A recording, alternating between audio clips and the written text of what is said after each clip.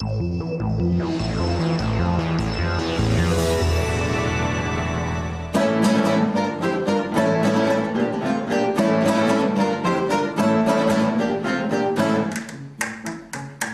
musicians and their audience, they're making and hearing beautiful music together.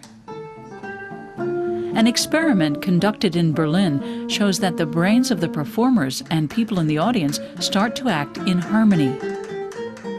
But what parts of the brain are particularly active, and how can that be shown using a computer? Moritz Grosse-Ventrup specializes in those kinds of questions about the brain.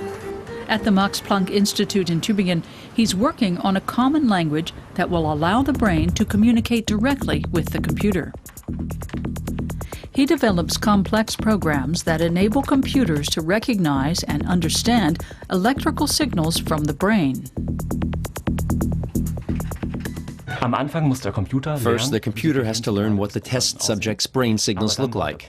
Then the test subject needs even longer to learn to use this brain-computer interface.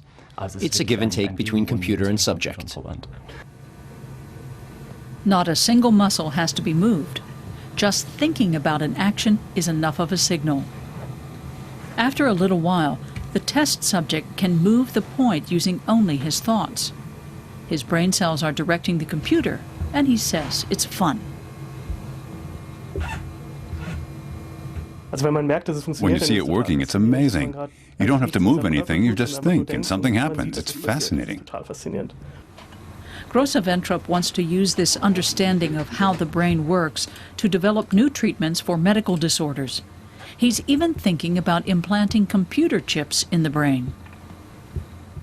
I think we'll get to the point where patients who've had a stroke, for instance, will get replacement parts planted in their brain, or that damaged brain areas will be bypassed using chips. It's quite possible we could see that within the next 10 to 20 years.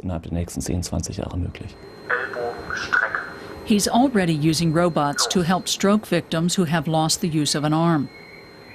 This artificial arm is used for training purposes. The brain has to relearn how to turn the intention to do something into an actual command.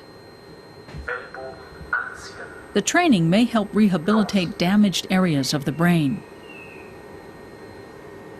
By synchronizing the intention to move with the actual movement, we hope to stimulate plasticity in the brain that will lead to better rehabilitation for our patients. That process works best when the control signals come directly from the brain. That's why Grosse-Ventrup is